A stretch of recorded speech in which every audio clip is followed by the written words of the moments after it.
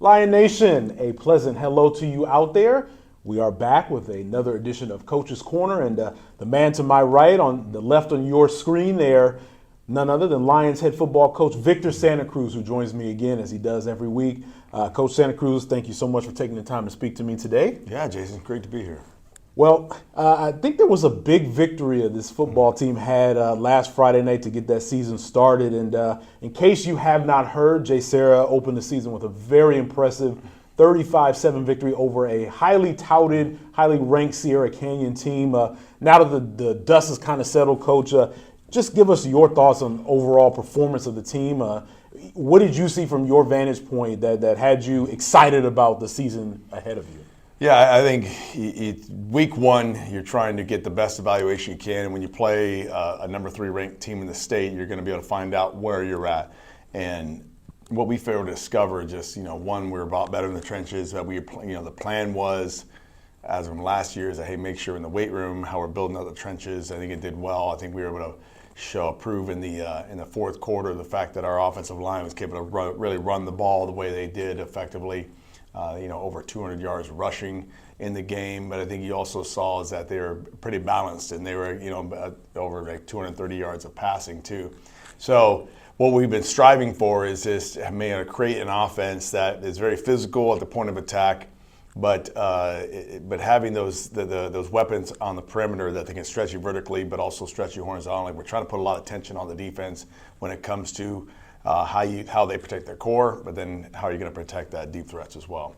And then defensively, we've found, going into year 2, just continuing the trend of, hey, our guys play hard, they play physical, they play fast, and we're an attacking style, pressure-oriented defense, and our guys, though, the mentality is there, because it's not worth anything if they don't have the mentality to attack and do that. And our guys play extremely well with that and creating the 2 turnovers, and just rising up the occasion. And I just thought, when you have a team that just be able to perform like they did, you feel like it's a good, solid opening performance. Now, week 1 to week 2, it's just, the head coach, you're nitpicking everything, because we know that was just week 1, and our game coming up tomorrow night is they don't care about it, and we're ready to you strap it on again, and here you go. You mean you can't just put that performance out on the field? No, it'd be nice. The job would be a lot easier if that was the case. Now, you mentioned the word balance, and I wanted to go back to that because I thought the balance that you had was almost picture perfect. 230 yards rushing, 207 yards passing, somewhere around there, 430 yards of total offense. It's hard to draw it up any better than that. When you can be multifaceted, especially against the opponents that you know are coming down the line, not to overlook Aquinas, but obviously in the league that we play in, you know the caliber of those teams. Yeah. Talk a little bit about how you hope to continue that particular equation of balance on offense. Yeah. Well, I mean, Coach Carlton and the offensive staff, they do a really good job of just understanding what we're trying to. You need to create an offense that has those balanced point of attacks, especially in today's day and age, because the teams we play, even Aquinas this week, they've got hard-nosed, fast, physical defensive guys. And then we've, now being experienced with the league, having a whole year under our belt as a staff, you realize is that there aren't any cakewalks. Our schedule has 0 cakewalks, and so if your offense is one-dimensional, it's going to create some problems down the line at some point. And everybody has athletes. I think we're able to discover against a Sierra Canyon defense that was just such a highly touted defense. I mean, last year they held us just to 7 points, and you learn a lesson from that. You take it, okay. What do we got to do building going forward? And I think, credit to the offensive staff, we were able to have that creativity, have that process. And also back to what we talked about last week, credit to the players in the weight room in the offseason is to put on that muscle and to develop that mentality, that championship behaviors we strive to be about, so that they can go to a game like that and just expressing just their will on people and move the football the way they did. Now, as a coach, obviously, you come off of a big victory. You're going to have a team that's highly energetic. The energy has been palpable here on campus, even just with students and the faculty as well. But there's still 9 games left. And obviously, like we talked about, you can't just take that performance into the next one.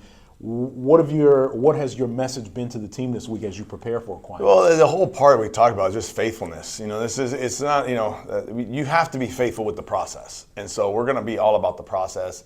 And the process is full of just championship style behaviors that we're constantly trying to teach our guys about. We're trying to highlight, some would call them virtues. We call them these behaviors that it can be about be about a process that produces the type of fruit you want to create. Some people just fall in love with the fruit, and at some point, if you got no roots at all, that fruit's not going to be there anymore. So we're all about, hey, how do we just have a process that gives us deep roots, a deep understanding about our systems, how we do things, how you go to work every day, and we believe that pays off big dividends in the big picture. We're all about just building champions while pursuing championships. And so as we build these champions and all these championship behaviors, we know that fruit we're really looking for is going to be there in the end. And so, as a young person, even as coaches, you can be so excited about that game. But in my opinion, it's in my mind right now, it's ancient history. We might as well be talking about Mesopotamia. So it's over. We learned from it, and now I know this is all the crosshairs. We're looking at Aquinas and get ready for a tough opponent. And we're getting history lessons too. That's another bit right there. Now, my final question for you today.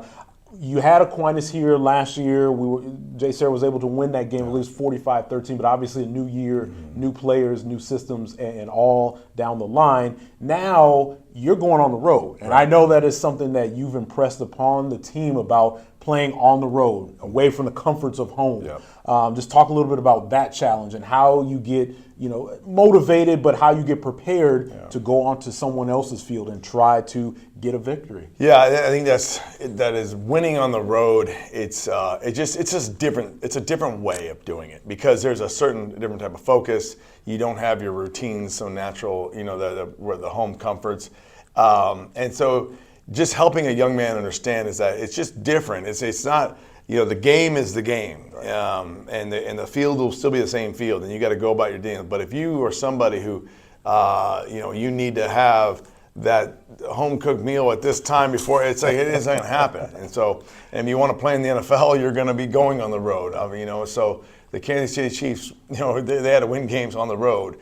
So, but it takes a focus, and we're training our guys about how you do it, and then it takes a focus in practice, because ultimately every game is going to throw you a curveball, and you have to be the team that can adapt fastest to it. The team that you take a shot in the chin and you say, okay, I'm fine. Let's just keep moving forward and keep going and stick with the plan, but also not be so stubborn that you can't adapt the plan. Because inevitably, I've been doing this long enough. That what you see on film all week long and train is one thing, but every time somebody plays you, they come out with a brand new concept, a brand new pressure, a brand new play. And that's the things that we really just strive as we work through the whole week, is just anticipating, well, here's some things they may do. Here's some things we did. I can see people trying to do this. And then you prepare the best. When the game's on, adapt. Well, the game will be on Thursday night football. Thursday night football. Not Friday night, everybody. Thursday night lights on the road at Aquinas, San Bernardino. So definitely a bit of a journey, but we look forward to seeing what the Lions can do to follow up their victory last week, looking to go to 2-0 on the season. Again, this is a fantastic episode of Coach's Corner. I'm here with Victor Santa Cruz. Coach Santa Cruz, thank you so much for joining us, and good luck to you on Thursday night. Yes, Thursday night football. Love it. Love it. We'll see you soon, Thank Lion you. Nation.